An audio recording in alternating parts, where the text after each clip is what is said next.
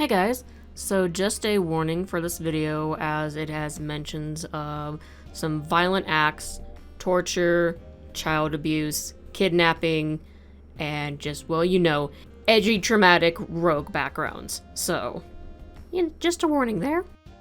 Also, apologies in advance because you can hear my mouse clicking. I think that there was a thing with my microphone that I didn't know about until, well, we already recorded the whole thing. So yeah. Apologies for that, and when it gets a little bit loud, just a heads up on that. And so yeah, with that, let's get started with the video. We're going to be doing a Q&A on our rogues, Noella and Zero, because, well, we've had some content made of them, and now everyone is curious from Cammy's channel. So, we are answering these questions on my channel because Cammy's a very busy person, and that's totally fine. She's doing some great things, but I really wanted to answer these questions still, so I decided to take over this little project. And so now, me and the owner and creator of Zero, Shannon, are going to be answering these questions. Yeah. So, everyone already knows me because it's going to be on my channel, but Shannon, how about you introduce yourself? Sure. So my username is wagon art on Twitter. There'll probably be a link in the description. I draw a lot of D&D characters and post a lot about their adventures, and on the rare occasion I even give some context. But yeah, I like to draw. It's kind of my thing. Oh, and also I should mention I did the black and white art for Daybreak. Yeah, because it's Daybreak that started this whole, like, big people want to know, and... Yeah. Found out Cammy didn't tell me about the project until it was pretty late in development, and then I was like, do you need art? I'll draw whatever you want. Yeah. And bless her, she let me hop on board and draw some art for it. So yeah, all the black and white art in there, That's all Shannon, and again, she has a link in the description. Yeah. But we'll talk about that more later on with one of the questions that's definitely going to get in here, so how about we just hop right into it? Yeah. Let's do it. Alright. So the first question that we have here is, what were the inspirations behind the characters? Now, for Noella is like an old character of mine that I made originally for a little roleplay group that didn't end up happening. And basically, One Piece was very popular at the time, and so I was like, you know what? I want to make a colorful pirate, but have it not be fun like One Piece. So, instead, I just made a very dark, edgy pirate girl, and that's how she came to be. And we love her. Yeah. So what about you? What about Zero? So Zero was kind of repurposed from an older, well, his older version became, I had like one character at first, as you might remember, Rex, and he kind of branched off into two different directions, where one became the modern version of Rex, and then the other one eventually was repurposed into roguish, nameless thief. That was a character in a 2015 novel I wrote for National Novel Writing Month, NaNoWriMo. And then he kind of just took a back seat for a couple of years because I haven't really revisited the project. And then when I joined my first D&D game, I was kind of like, do I want to create a brand new character? Or do I want to repurpose an old one that I kind of connect with and understand and would be kind of fun to see in a new adventure? And I picked Zero. Because I really wanted to play a rogue, and he was a perfect fit for that. Yeah, I remember that, gosh. Good time. Which, speaking about, like, the games that we put them in and stuff, the next question is, are they in one of the published settings? If not, what is their world like? For Noella, she's not in a published setting. She's in a homebrew setting by my GM named Jamie.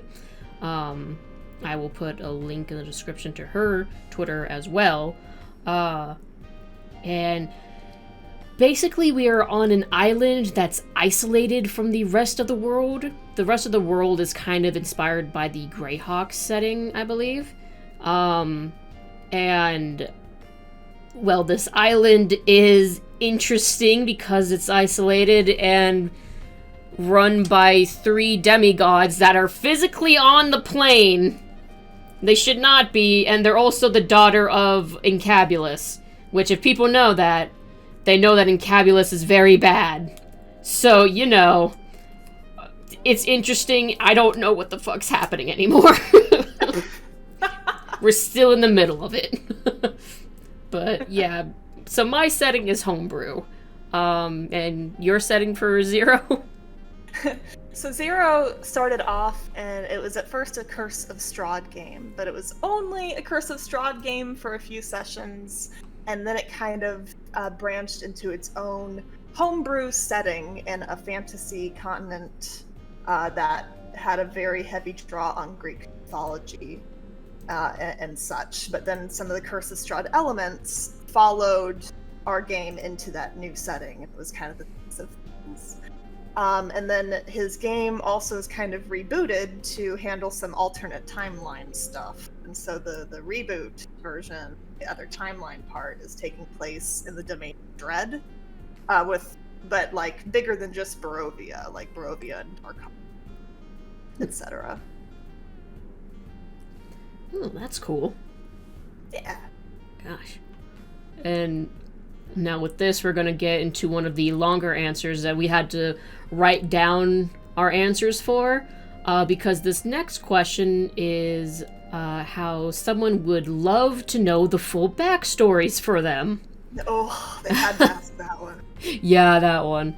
So I'm going to read off what I have here for Noella, because, oh man, Noella's may be the longest to tell here, since the most happened to her and her backstory, and not the game story itself. I'll try to shorten it to the best of my abilities, though. So, Noella, first off, is not her original name. Something that I can say now, since she learned it, is that her original name is actually Avia, which means lucky in Elvish. She was named this because she was actually orphaned as a baby in the middle of the cold winter, and it was surprising to find her on the footsteps and still alive and well. So the orphanage named her Lucky. Avia was raised in this very nice port town that was a popular pit stop for ships headed into an elven sort of capital. She never got the chance to be adopted because she was about 8 when she was kidnapped by pirates. The gang of pirates were named the Crimson Storm, led by the tiefling captain Nixella, or Nixella the Grey, or also called by Mistwalker because of her hair and how mysterious she was. When they stole Avia, they originally planned on selling her into slavery in a different country, or maybe in some infernal plane.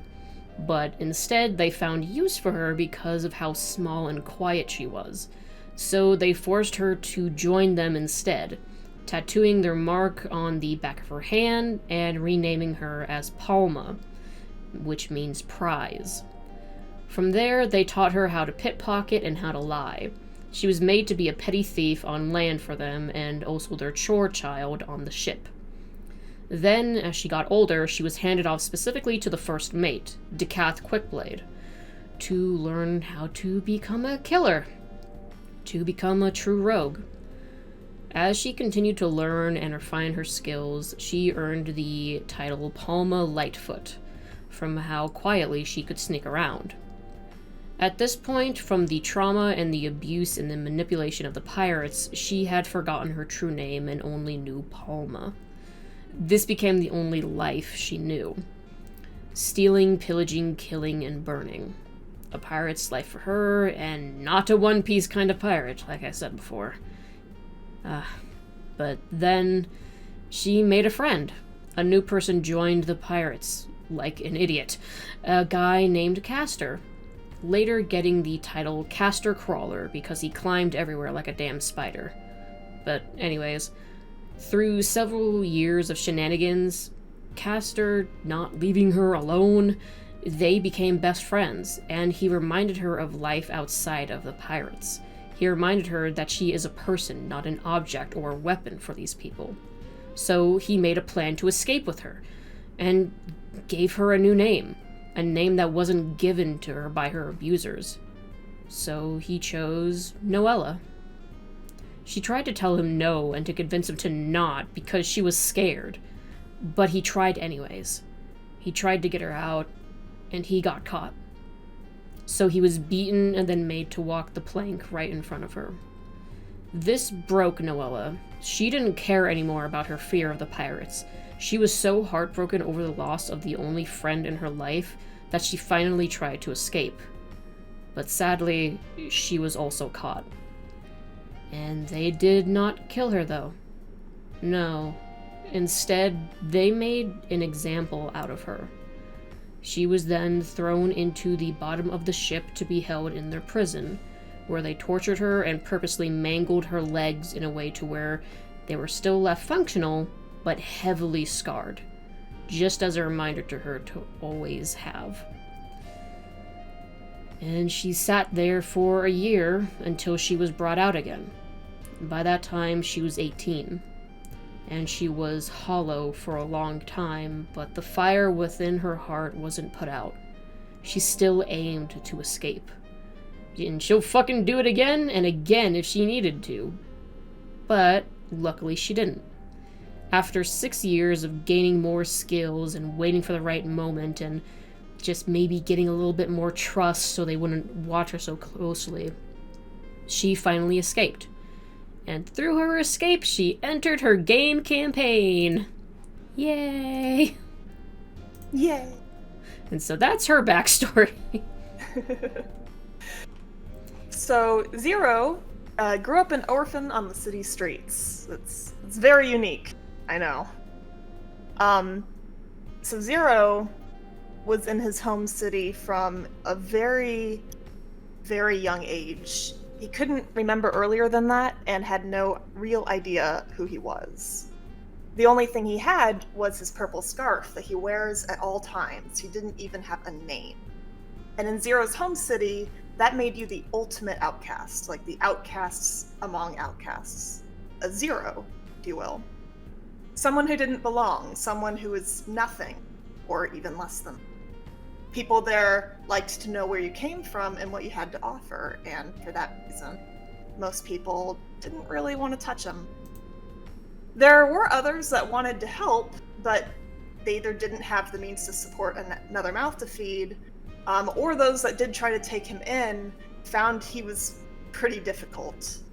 When he was a small child, he was absolutely convinced that his parents were coming back. He had to cling to that hope just to survive the day-to-day, and he rejected the families that tried to welcome him in, the names that they gave him. As he got older, he slowly realized that his parents were not coming back, and he struggled to accept that. It kind of broke him, piece by bitter piece, over years and years of time, until he buried any desire to know about his parents, or who he was, or where he came from, deep within himself. He couldn't deal with it, so he just locked it away. And he decided to turn around and embrace the name that so many others had taunted him with for so long, Zero. Sometimes he'd sneak back into the homes of people who offered him shelter when he was hungry and swiped something to eat. They weren't looking. And then he started taking a few things here and there on his way out. First, things that wouldn't be missed, then getting bolder over time, and then he turned to the more affluent parts of town. He moved from picking pockets to thievery, and at first it was for survival, and then because he was bitter, and then just because he could. He was good at it. And it was a little satisfying to think that a Zero like himself could get under the skin of these people who had high places in society. It made him feel seen. Eventually, he stole from a very wrong person, or in an odd way, maybe the right person, and he was brought into this thieves' guild that proceeded to induct him. It was there that he learned to hone his skills. He was quick and quiet and still pretty young, so he was small and nimble enough to fit in a lot of places the others couldn't. He went from pickpocket to a key part of a much larger scale, like heist operations targeting important people or important assets. And it could be pretty cutthroat at times. Zero has 3 very important scars from his time in this guild. The first one is on his back. That was the first time someone betrayed him. Another is over his heart. Retribution for the first time he turned on someone else. And then over time, he became a little too good. And by nature of the jobs they put him on, he learned a little too much. And the group he worked with decided he needed to be silenced and disposed of. And that's the third scar, where they slit his throat. But not well enough in the skirmish. He barely escaped with his life. So Zero always wears long sleeves and high collars to hide his scars. Those aren't the only scars that he has, but he prefers to avoid questions about them and avoid showing any sign of weakness or to others. Anything that could potentially be used against him or give others a read on him, he keeps very, very close to his chest. So since the city was too dangerous for him at that point, he fled to another city. He put his skills back to use, since it's what he's good at, and of course ended up tangled with other thieves guilds. They didn't like, 1, competition, or 2, anyone who operated outside of their control. But Zero has quite a bit of experience at this point with thieves guilds, and he knows it. He also knows he can only trust himself. He can work with people who share the same goal perfectly well, of course, but he can't trust them. He knew that once he got too good and learned too much, they would turn on him too. So he learned to play the game. He takes advantage of his status, the nature of his work, and the competition between guilds to sow discord, plant evidence, or frame those he thinks might try to turn on him, trying to stay in the game and get rid of, any opposers before they can him. He makes it part of his gig to stay ahead of everyone, makes sure he holds as many of the cards he can grab a hold of so he can seize the opportunity to flip things on them for his own profit before they take advantage of the opportunity. When the time is right, he does what he needs to do, and then he gets out of there and proceeds to the next city. Once things die down, he might rotate back. It just depends on where his travels take him. So it's kind of his game. Work with a group to accomplish a common goal, and turn on them before they get the chance to come after him first. Skedaddle. He's a 0. No family, no friends, no connections, so that works in his favor. It makes it very difficult for his enemies to get to him, and he likes to keep it that way. He still prefers to work as part of a group, though. There's strength and resources and skill in numbers, and while he doesn't like people or trust them, he prefers not to work alone. And eventually, during his travels between cities, he ran into a ragtag group of adventurers who were offered some coin for a quest that ended up in them stumbling into Barovia. Start this camp. Gosh, I learned more about Zero now. Because a lot of that. Oh, sorry. Go ahead. No, you're fine. Because I didn't actually read your answer yet, so. I thought I knew everything. I was like, well, a fair bit. There's a lot of, I'll say that a lot of Zero's backstory didn't really come out in game. Most of Zero's story stuff was in-game material, as we'll find out. So yeah, that's true. For that's gonna. Yeah, that's actually coming up next, because our next question is, what happened and who hurt my babies?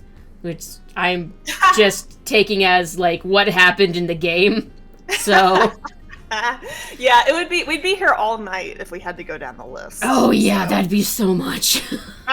For both of them. Like, God. Like, for Noella, like, there's so much, and a lot of it is, like, just small little lines, like a spider web. But I can at least give a shorter answer for this one, I think. Because the basis of what happened for Noella is that she's learned how to feel friendship and love, which is very new to her, and she doesn't know how to handle it yet.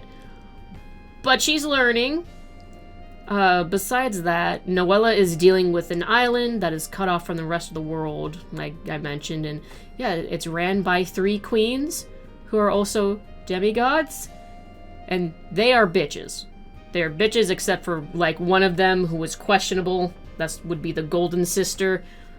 I don't know. Noella's gonna be going on a double date soon that involves the Golden Sister, so I will see about that, I guess. But yeah, basically Noella's part of this small rebel group, and they don't want these queens there. They don't want them being charged anywhere. But Noella ran away for the pirates. She just ran away from the pirates right into this rebel group. And now she's been helping them because she wanted money. She needed money so then she could get off of this island to try to get away, but now she's just stuck in this mess. And oh, she learned that the demigod queens are the daughters of this awful god named Incabulus. And apparently, their trapped dad is under the island. Big Papa is waking up, too. So wow, Noella hates this. She would like to leave this island, but too bad she fell in love. God damn it. Thanks, Yasuhiro. But, fuck, yeah, so after the group learned that this army was sent to a port town and was scheduled to destroy it, that's very bad, because all those deaths will immediately wake up Basement Dad.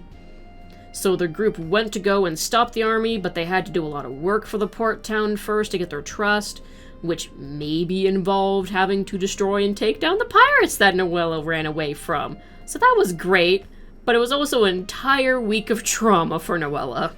Multiple breakdowns and almost dying several times. But it's fine, she killed the captain and then also killed the woman that tortured her lover as a child. It's fine! But now, they have to actually work with the 3 queen bitches to make sure that Big Papa doesn't wake up and kill them. First, they gotta fucking do a Phoenix Wright and prove that their boss is innocent of something that he was actually possessed to do because he has an evil crystal in his head. Don't worry about it. It's fine. We're fixing it. It's fine. We're gonna kill a slave trader for information. It's fine. But, yeah. God.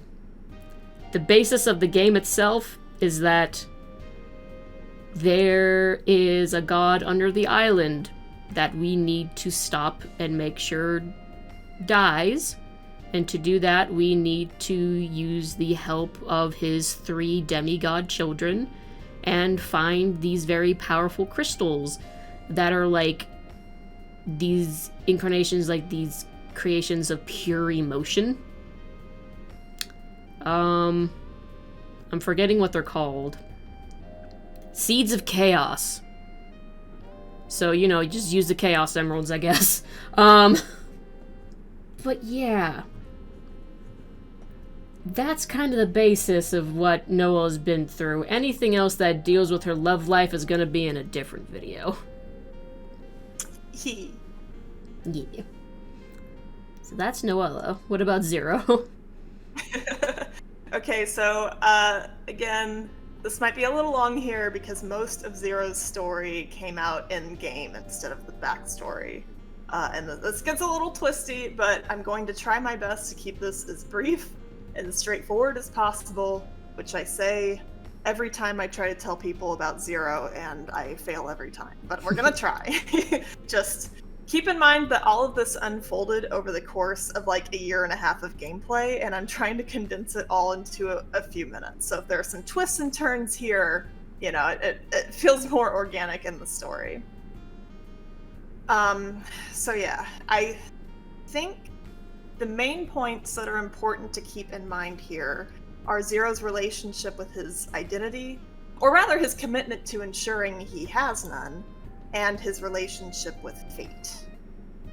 One of the earliest things that happened in the game was Zero had this vision. It was triggered by a puppet that our swashbuckler found in the wreckage of a wagon on the side of the road.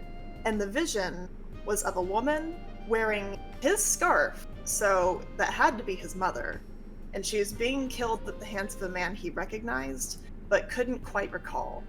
And Zero tried to brush it off. He did not want to open that box again, didn't want to deal with all the turmoil. Like, he'd agonized so much at a young age, wondering who he was and why his parents weren't there for him and what happened, and now all that was locked away. He doesn't want it, not now. It's not going to do him any favors. He's been a Zero for his, 23 years. He's just gonna stick with that. It's what he's good at. But he did keep seeing this vision, and try as he did to look past it, it did rattle him. A lot. And he tried to bury it, because he was afraid if anyone found out, then, well, this would be used against him for sure. And around that time, we stumbled across a Vistani caravan led by Madame Eva, who was welcoming and helpful, and she told his fortune. The card he drew means a sudden reversal of fate and the triumph of Undergod over a mighty enemy, which is pretty appropriate considering what happens later. So as we play through the game, Zero is having a rough time. That's an understatement. It started out in Barovia, and then, like I said, transitioned to a game in a homebrew setting where the Curse of Strahd elements kind of carried over. And Zero's being targeted by, very powerful deities, godlike forces, and he's being forced into deals and taking on their quests and getting blamed for things that he either didn't do or didn't really have control over. He felt like he had no control at all anymore, not even over himself, and he was just being tossed around like a pawn. And during this time, he became very powerful and also very angry, and that's a dangerous combination for a character like Zero. And the more these visions of his mother lingered with him, the more resentful he became. Why now? After all those years agonizing over this, why would fate throw this at him now? He'd buried his wants and desires to know who he is and where he came from so far down, and now, 20 years after he'd gone through the process of trying to destroy them, they're threatening to surface and consume him over this one singular vision that he keeps seeing over and over. And then worst of all, he found himself now wanting answers. He wasn't getting any, and none of these powers that were forcing him to do their bidding were offering them either. So finally we encounter the character Dr. Rudolf von Richten. He's this sassy old guy who used to be a medical doctor, and he should be retired, but instead he's out in Barovia hunting vampires, and I really liked him. He wants our help defeating Strahd, but also drops that he's still looking for answers about his long-lost son. Zero doesn't recognize him until we get to Castle Ravenloft to confront Strahd, and then he realizes, this is the man from his vision, the man who killed his mother. At this point, Zero's tired of being targeted, and he's angry, and he's afraid. And Zero does not do well when he's under pressure, and especially not when he's afraid. So feeling cornered, and just with all this rage bottling up and unleashing, Zero attacked von Richten while his back was turned. The reaction was not what he expected. Von Richten dropped his weapons and put himself at Zero's mercy. He said he knew he couldn't ask for forgiveness. He hadn't realized himself who Zero was before, but when Zero attacked, von Richten realized who this had to be. And he knew he couldn't ask forgiveness for the terrible things he'd done. And he gave Zero the opportunity to kill him right there. Either right then, or after we confronted Strahd. But he also wanted to give Zero an explanation if Zero was willing to hear it. And Zero was a bit torn, but figured that, this was the first time he really had the opportunity to get answers, even if von Richten was the source. So he lowered his weapon. But this group wasn't a subtle bunch, and Strahd noticed we were there. So he showed up, saw von Richten injured and vulnerable at Zero's mercy, and Strahd delivered a fatal blow. So I got the vampire hunter killed on the steps of Castle Ravenloft. Our clerics still won't let Zero live that one down. So here's where the twist comes in that my DM did.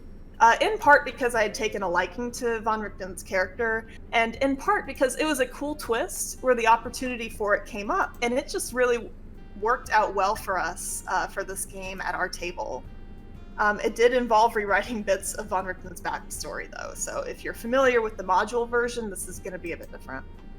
So basically, in the moments after Von Richten's death, Zero makes a desperate attempt to at least save his soul by trying to capture it in the puppet. He fails, but he does still come into contact with the soul, and that triggers another vision of his mother's death. But this time, he's standing from a different perspective, and the vision plays out for longer, giving more context, like it's from someone else's memory.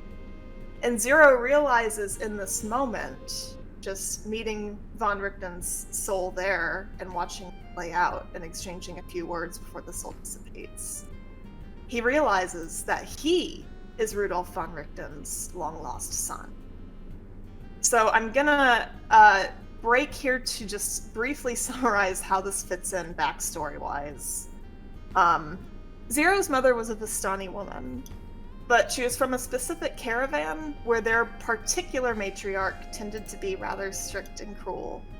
She decided she wanted to leave Barovia, and so she fled to the city of Ravalis in neighboring Darkon, where she met the medical doctor Rudolf von Richten. They fell in love and had a son, but she was eventually found by an envoy from her caravan, and she was brought back to Barovia with baby Zero. Von Richten spent time prepping to go after them, learning about Barovia and equipping himself to go there, and ensuring that he would be able to combat its monsters. That's kind of how he started Monster Hunt. While he was tracking them down, the mother escaped again, and she was in disguise this time, with Zero. Von Richten finally tracked them down, but thought it was someone else in the wagon with his son. Got caught up in his rage and attacked on impulse, resulting in tragedy. In the aftermath, they were somehow separated, and Zero was whisked away to a city that was far, far away from Barovia. Wow. So going back to the game, when Von Richten was killed, this was the moment that Zero kind of broke. Like, after being haunted by visions of his mother, after the walls he'd put up against caring about being anything other than a Zero had crumbled down, after he allowed himself, for a fleeting moment, a small bit of hope he might actually get some answers, all those hopes manifested and then vanished in the same instant. He had to try to come to terms with the knowledge of the true circumstances of his mother's death. And also the fact that in acting so hastily out of his own rage, he'd committed a very similar mistake, resulting in the death of his father. And it all just felt like a very cruel twist of fate on top of everything. It felt like the world was laughing at him, just pulling these long-buried desires out of him and then crushing him. Plus, he finally gets to meet his father, and what is he? A thieving Zero, and nothing more. He was angry at himself. He hated what he was. He resented who he might have been. And all that pain was back again, and it had nowhere to go. Later, after jumping a few planes and maybe splitting a timeline or two, Fate herself, in the middle of an arc where Fate and all these other powers at work were kind of causing an upset in the balance of things, Fate finally came after us, and we had this huge giant showdown. Zero almost died. But this was the first fight he almost welcomed.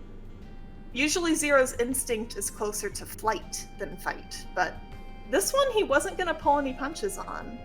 It was an outlet for all the rage he felt. Like, yeah, if he dies here, at least the last thing he did was punch Fate in the face. Long story short, we ended up restoring balance by defeating the current Fate and transferring her power, her essence, to a new host.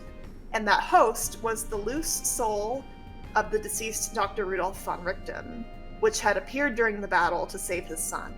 And that's how we have now ended up with Dr. Fate. So yeah, hopefully that helps give a better understanding of some things. A lot of this is what the Daybreak video references.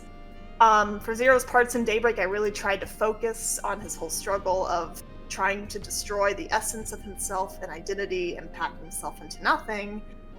His self-loathing from still not being happy, like, at all, either as a young boy wanting answers or an adult that wants to destroy any hope of ever finding them.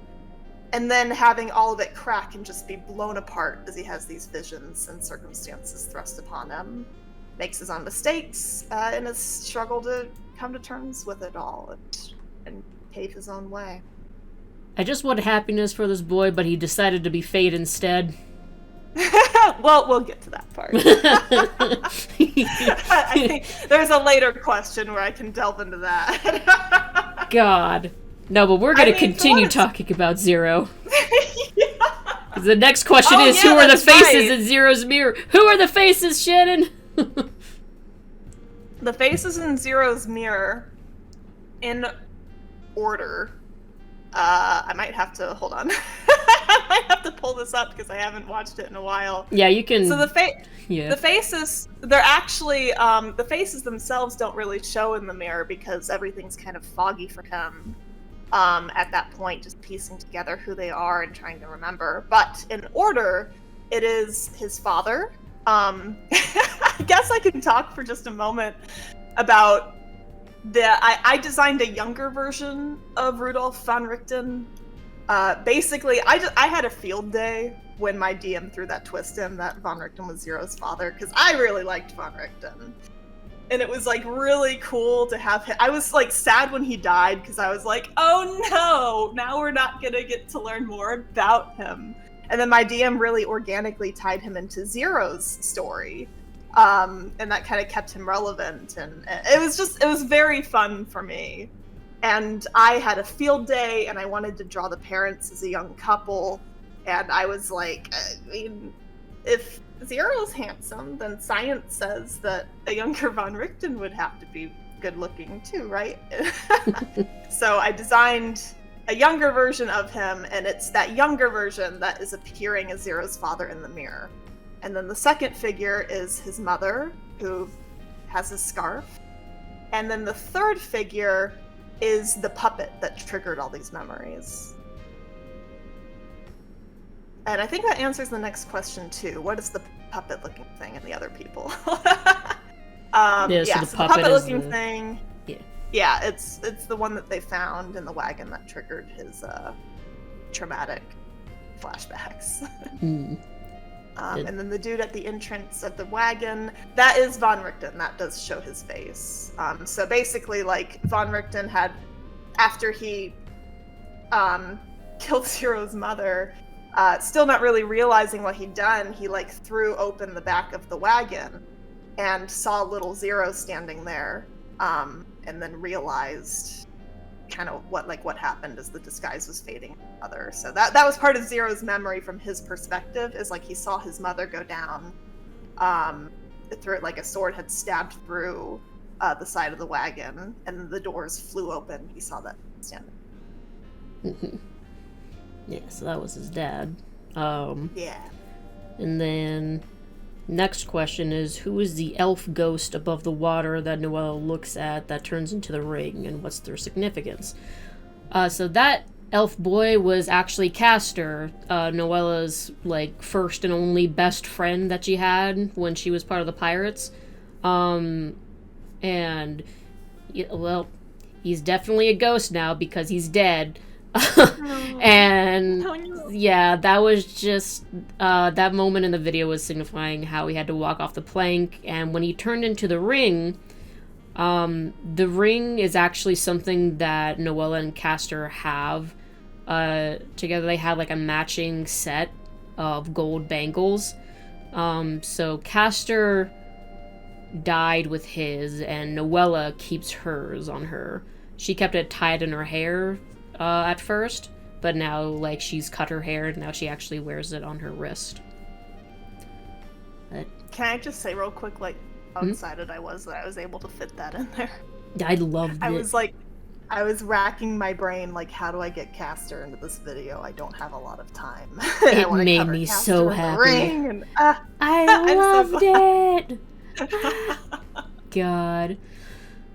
But yeah, that kind of handles all of the deep story kind of questions and stuff with the video itself. Phew. But now we still have more questions, though. Because now we just have more just like fun like questions about the characters in general and stuff. Like one here that we have is, have they ever met, or is it just about a song of like not connected characters? They're pen pals. They're pen pals, yeah. So technically by canon standards they have never met, but me and Shannon are gonna be like, no, they're pen pals. We write our own canon. Yeah. Yeah, they're both featured in the video just because they're both rogues, and it's kind of the rogue anthem and just kind of this banter that they have a little bit. But Yeah. you know, the ongoing gag is that they touch base every now and then to tell each other about the madness going on in their games. Yeah. So technically not connected, but me and Shannon say they're connected. Yeah.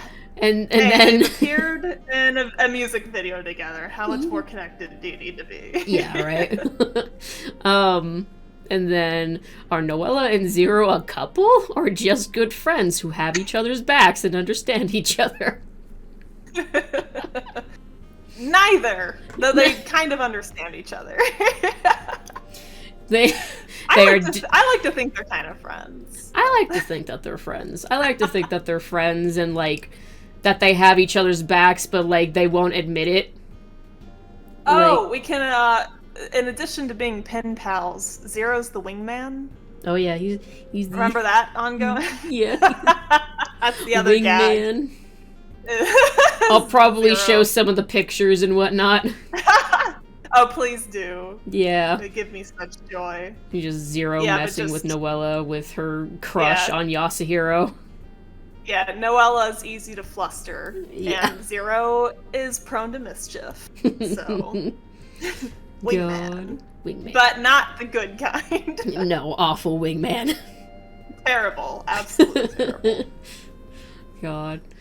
And then the next question is, are their stories over or still going?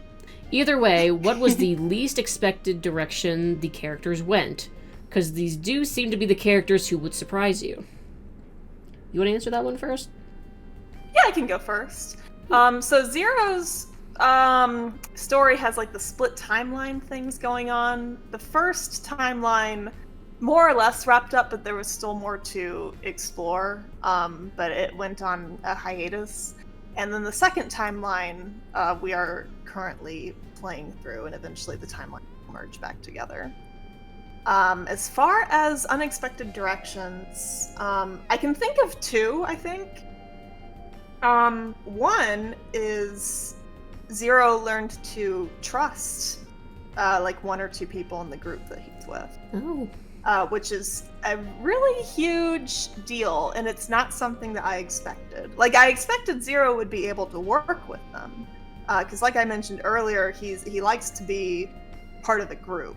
Mm-hmm. But I didn't actually expect him to care about, another human being reach that point, or really trust them. But there kind of was a point where one of probably his closest friend, Cheeks the were-squirrel, swashbuckler, she was being put in kind of a difficult situation that she was really unsure about, and something went off in Zero's head, just like, no,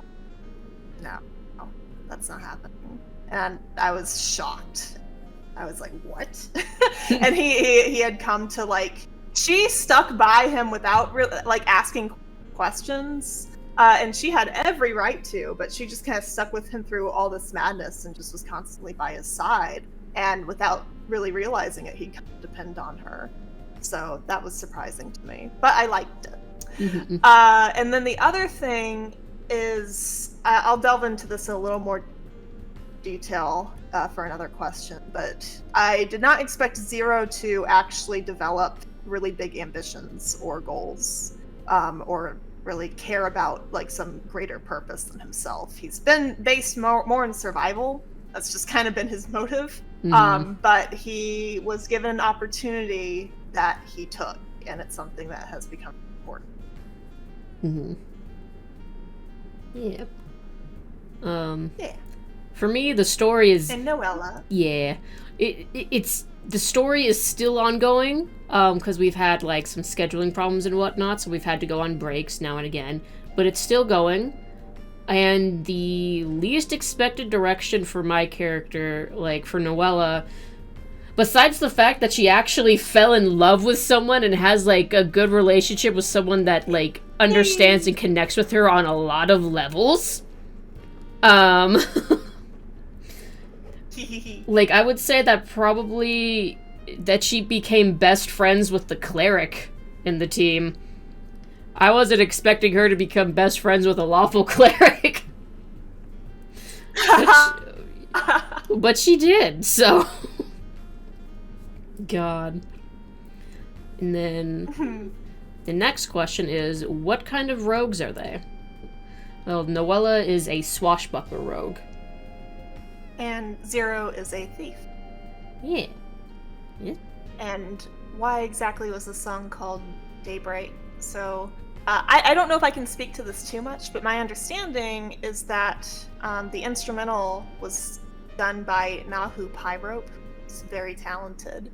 And Daybreak is his, I think, EP that he remakes every couple of years, and was the basis for the instrumental used in for this video. Yeah. So, but yeah, no, you're right. It's because it's the name of the instrumental from the artist that Cammy worked with. So, yeah. Next question is, what is their favorite weapon / magical item, and why? So for Zero, his favorite weapon is his signature weapon. It is a cane sword. It was Rudolf von Richten's cane sword that Zero picked up off him, or rather inherited, when von Richten died. And it's it's cool. My DM customized it a bit. It's and I designed it. Also, I can say, so when Zero's mother was on her way to Revalis, she injured herself, and that's why she ended up knocking on the door of a medical doctor and met von Richten. And to help her healing, he crafted this wooden cane for her to use. And then later, when he went after them, repurposed it and made it a sword. So it kind of has like a special sentimental spot to Zero once he's kind of processed all these events of like just kind of a symbol of the care that his parents had for each other and made him feel something. But my DM did some custom stuff on it. It's like a silvered blade, and it's got some like, you know, like threads of fate, like sort of spider web designs all over it. And it's a +1 weapon, and it has the multi-attack feature. And then if he throws it he can throw it as a thrown weapon, it qualifies, and then it'll teleport back to his hand. So nice! I love that. I love weapons like that. Yes, it's so fun. Gosh. Yeah, Noella's is kind of in the same area because it's a sword as well for her. It's the sword that she actually took from her captain after she killed her. So her captain, Nixella, had this fucking sick-ass sword that looks like it was made from the jawbone of some, like, deep-sea creature. It's called Ziphius. And Jesus Christ, does this sword hurt? Because it does... Like, hold on, let me just... Like... There's actually... there's a panel in Daybreak that has the swords crossed. Yeah. Yeah. Yeah, I'm gonna go get the stats for it really quickly. Okay, so yeah, this is a very... this is a very powerful sword. because it deals 2d12 piercing damage. And it has charges on it, and basically the charges, it has 3 charges. Spending 1 charge causes the blade to be covered in water. Whenever the sword attacks a target with a charge on it, it causes the target to be covered with a magic water that drips but doesn't dry by normal means until an hour later. And if I hit that person again with this weapon and expend another charge, they take an additional 6d12 piercing damage. It's like, Jesus Christ, and I'm a rogue! A swashbuckler, no less! Is that before factoring in sneak attack damage? No, it's additional. Oh! It's additional. That's nuts. I love it. Yeah, it's fucked. So yeah, that's my favorite weapon, and also kind of like hers besides like her bag of holding, because that's very useful. That's hers because, like, of course, it signifies like a trophy of her like getting back her freedom and actually feeling safe in the world again, because she's killed her captain and now is no longer in danger of this pirate gang like hunting her down. So yeah, that's her favorite. The next question is, what are the biggest mistakes / what scarred them the most? Ooh. That's a tough one. That's a tough one. Oh, that's an easy one for me. Okay, you go then. I have to think. Killing his father. Yeah. Or rather, getting him killed. It was kind of indirectly his fault, but... Yeah. Still, he blamed himself enough. Yeah. That scarred him, I think. Mm-hmm. Just a bit. Yeah, I would say that would scar someone. Yeah. God, this is still like a hard one for Noella because there's a lot. There's like a lot. But I would say that recently what's happened in a game that has scarred her, like that has like just initiated like a trauma like response from her and everything, is how her best friend, the cleric Hector, got mind controlled by a very high level like controlling spell, and basically had him attack Noella and Yasuhiro like at night when they were sleeping in their bed. And he was using this cursed crystal that is very extremely dangerous for him to be using. And Noella had to fight her best friend, like, alone. Freaking Hector used banishment on Yasuhiro, made him disappear. So he was just gone. Noella doesn't know what he did. And now, like, she's just here facing Hector. And it's just like... So she had to fight him, and basically she cut off his hand and knocked him down to 0 HP. Like, she had to basically knock him down to, like, near death's door to get him to stop. And it was a very upsetting experience for her. And people came in and saw this happening after, like, at the last blow.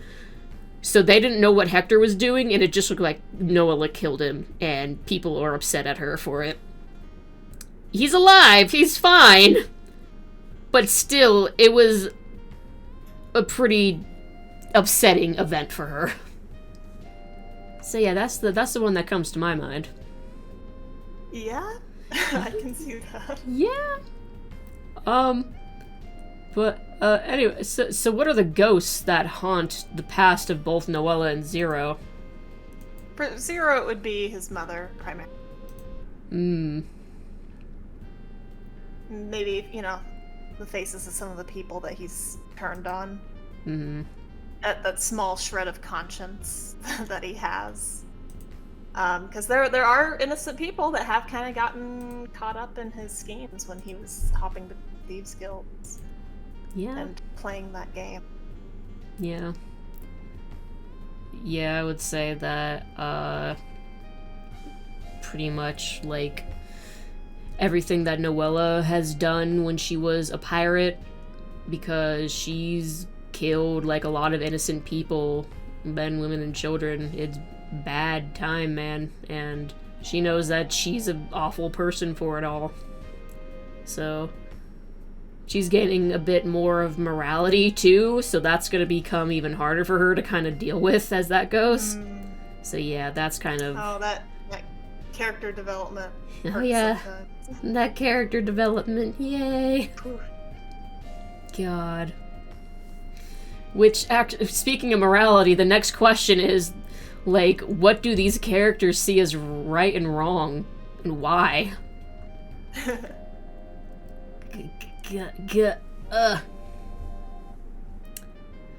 Well, Noella started out as neutral evil, but now she's evolved into chaotic neutral.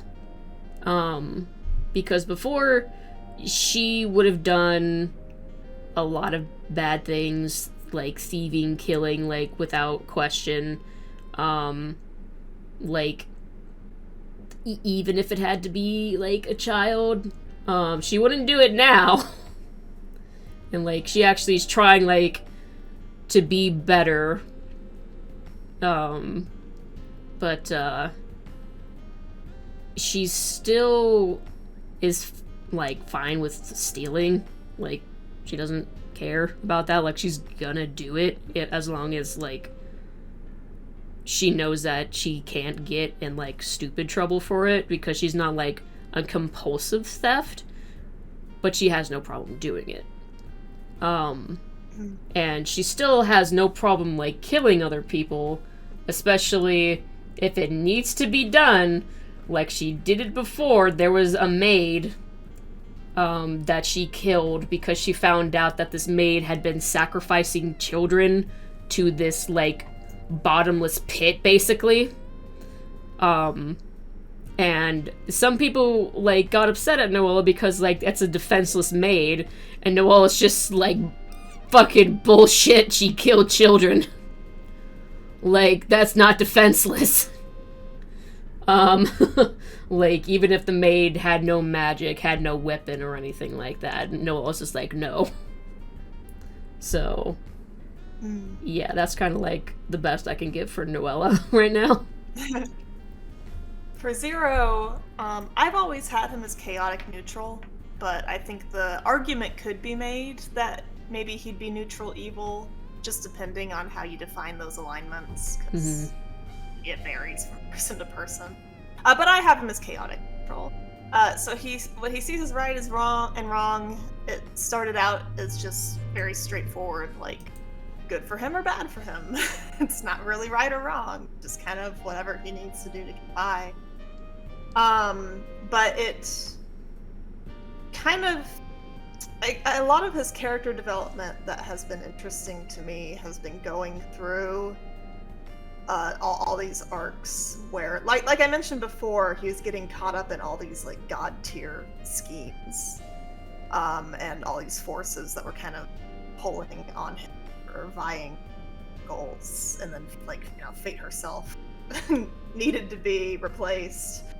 And so going through all that, he was very angry in the midst of it, and I was worried for a while he's going to end up in a very destructive, chaotic, evil status. But once we kind of started coming out on top, and once he started feeling like he had a little more control again, he was more of a player than a pawn, he came back around and started appreciating less what was good for him only, and more the greater concept of, like, a balance. Balance is just a neutral concept, I guess. Just, yeah. So that's, yeah, I think he leaned towards, he's still chaotic neutral, but he's leaning more heavily into the neutral, where he has an investment in something. Yeah, So. which I think you could actually talk about that more because the next question is, what is the end goal for both of these rogues? Oh, cool. Do you want me to just pick up Yeah, you go. Zero? And then while I'm on this. Mm-hmm. So, after Fate became Dr. Fate, Zero was given an offer, or a bit of time after that, after he kind of calmed down a bit, and we'd resolved some things. He was given an offer, and he had a choice to make between two options.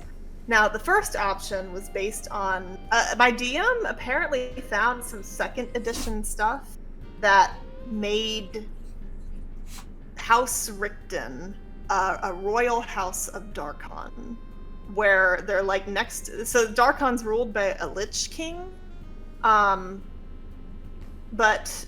like there's no way they'd ever get the throne because it's a Lich King, unless they took him out. But House Richten would be next in line for the throne. So Zero, I'm not going to share. He did learn his real name. I'm not going to share that just because I keep that out of public spaces for a couple reasons, just in case I ever did that. But he did learn that he had a title, having come from this noble family, where he is Lord of Ravalis and Prince of Darkon. Because in the Von Richten family, Zero would be the next heir, and the family had decided to bestow that title upon him. So option one is Zero can live a pretty happy life, exploring with friends, go back to Darkon, remove the Lich King from power, and take the throne, and maybe even rule as king. And have, all this wealth and connections, and just maybe never want for anything more. But that wasn't enough for him. Like, he's seen too much. He's fought Fate herself. For goodness sake, he's seen gods, and he doesn't want to go sit on a throne. He wants more. So that leads us to option two, which is Fate extended the offer that at the time of his death, Zero will become an avatar of Fate. And just for those who might not be aware, and I don't claim to be a super expert on all D&D lore, but an avatar is basically a god can create or instill their essence into another being, because the gods themselves cannot walk the mortal plane. It's just like a rule. Like they can't. They're too powerful. So in order to accomplish their goals, they have these avatars that walk the world in their place and try to do their will. And so Fate extended this offer to his son Zero, and Zero accepted. So Zero, at the time of his death, this hasn't happened in game yet, but he becomes an avatar, and he's still a thief. Like, he's still using all his thief skills, just for a better use, to try and accomplish Fate's goals, to try and keep balance, to try and steer the world in a direction that hopefully does not lead to its destruction. So it's interesting on a few different levels, because it's Fate's and Fate and Zero have both made their fair share of mistakes, and so like, how are they qualified to handle this job? At the same time, since they themselves in their lives, and having made these mistakes, since they know and understand how cruel Fate can be, maybe it does make them really qualified. And Zero is running around in the background of another game that takes place after this one, but run by a different DM, but she is in Zero's game as a player.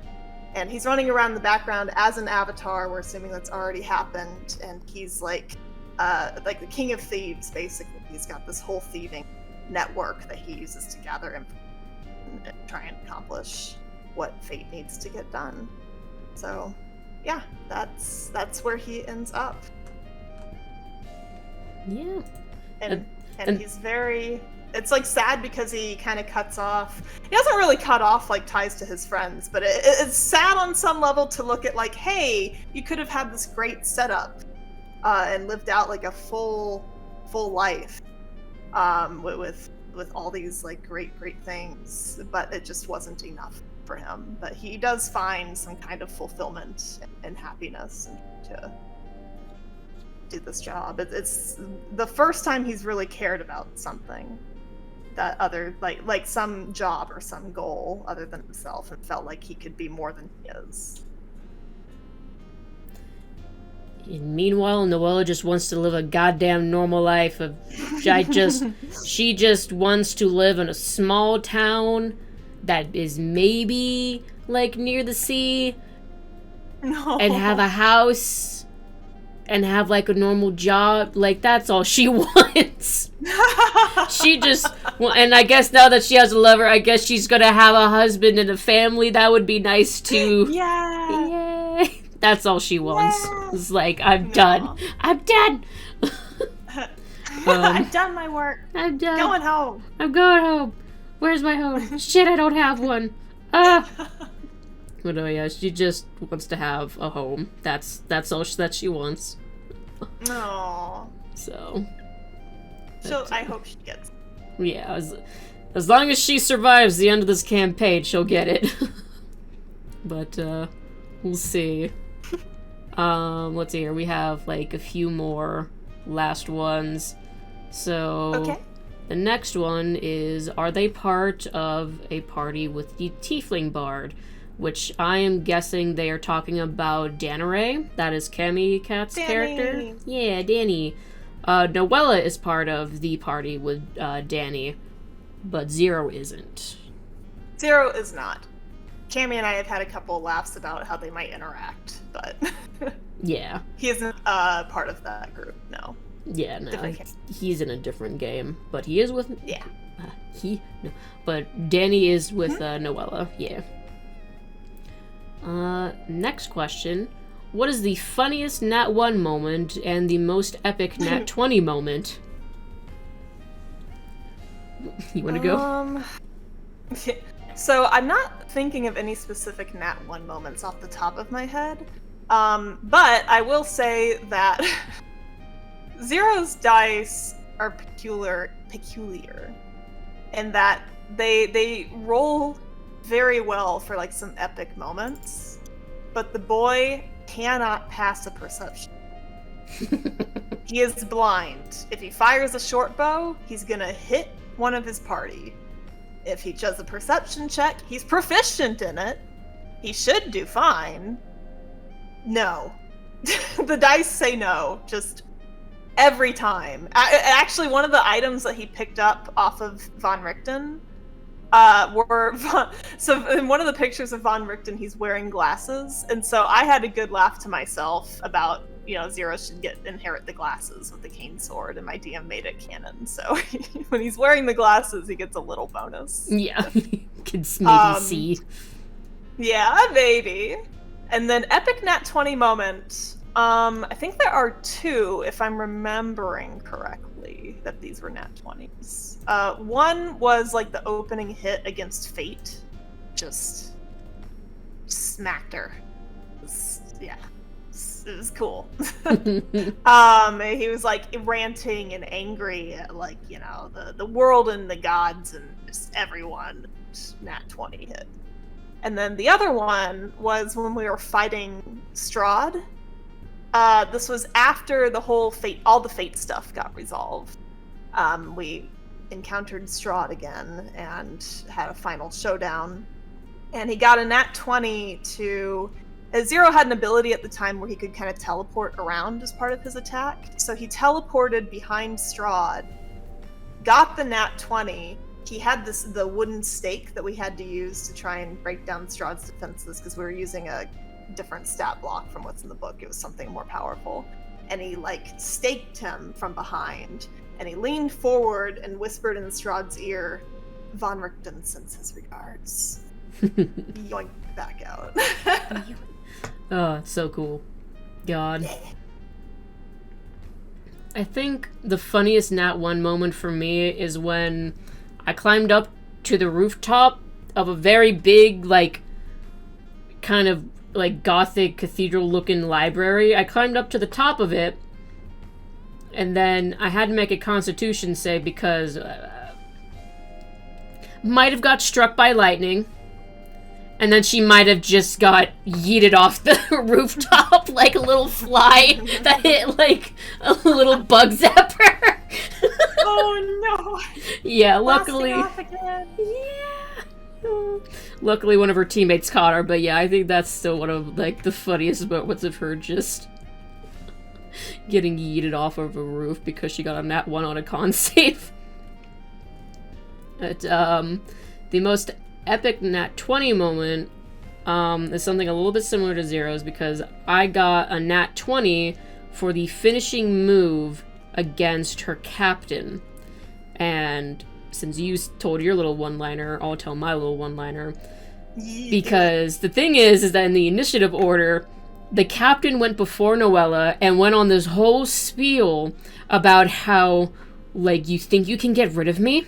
You'll never be rid of me. I will haunt your life, your nightmares. Every time you look in the dark corner of the room, you will see me standing there. You will never be rid of me from your life, even if you kill me here. And Noella got a nat 20 to stab her through the heart, and all Noella said was, I know. Ooh, That was it. that's so good. Gosh. Yeah, so that was my favorite one. Let's see here. We're going on for a long time. We gotta go through these questions. Okay, the next question is, which rogue could win in a rogue-off? And, like, we've talked about this before, where, like... Yeah, how did we break it down? It was like...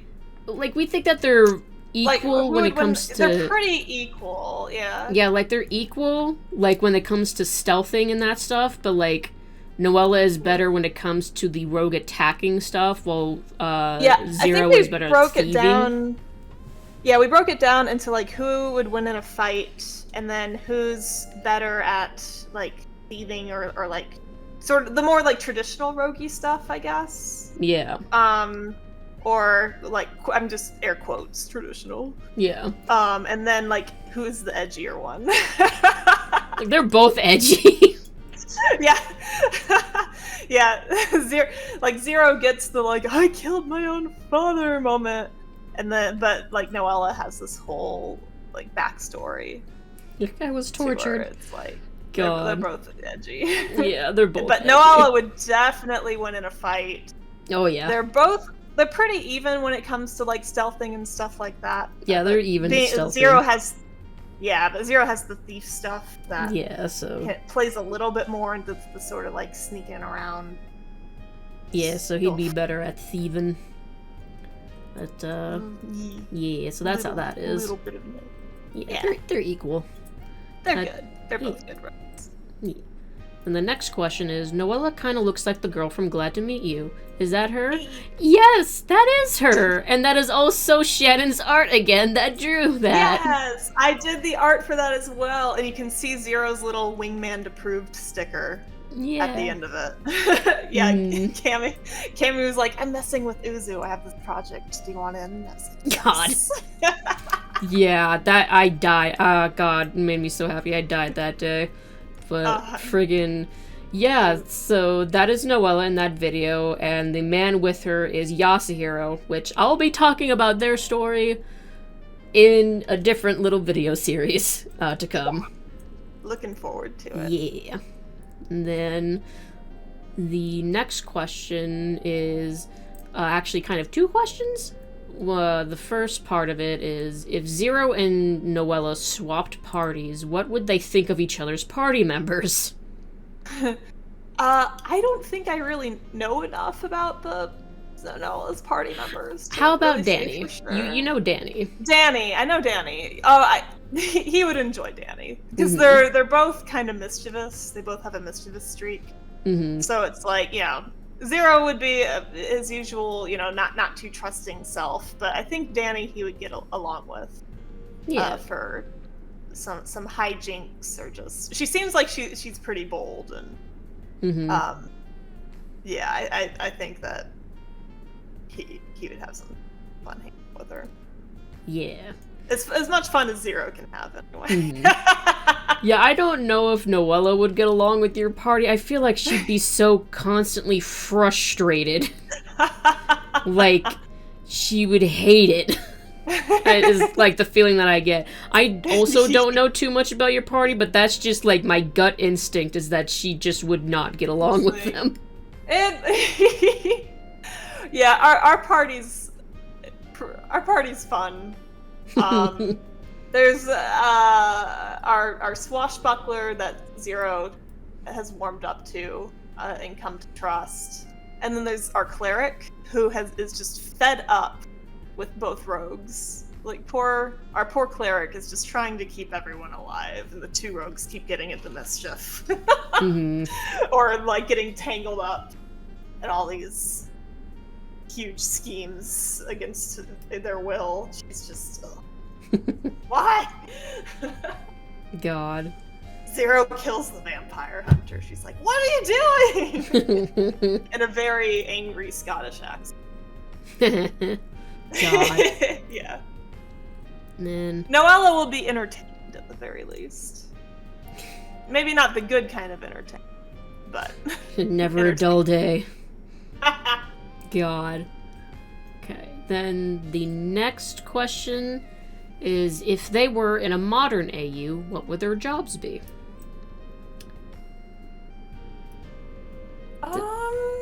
Why do I think that Zero would be at like a coffee shop? I don't know. I don't know why either. I would not trust that boy to handle any drinks. Or I know, maybe it's because of the picture I commissioned you and they had like coffee. Oh yeah, where they had coffee. Yeah. That was cute. God. I think I've toyed with the idea of like assuming Zero grew up with both parents, like, you know, if his dad is still a doctor in this AU, then maybe Zero could have followed that lead a little bit. You know, if he didn't grow up traumatized. Yeah. So, that's one thought that I've had. Yeah, I'm not sure. I'm not really feeling like a strong pull towards any.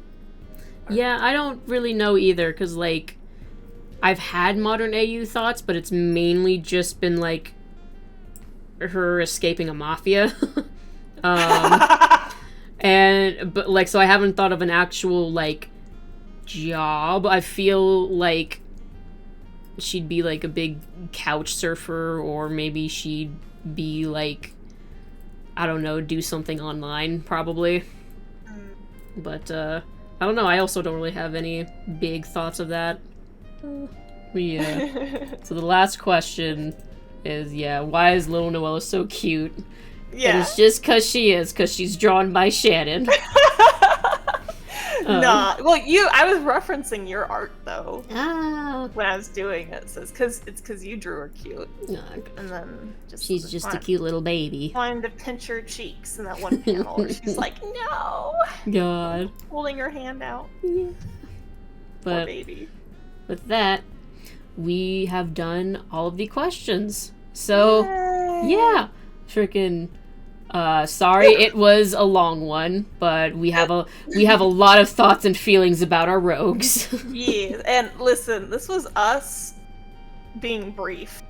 Yeah, there's so much. Zero's like, I can write 10 pages about Zero. I had to try really hard to cut it I know, down right? like I could just 3. talk for days about Noella and everything. Yeah. But for now, not even for now, but like here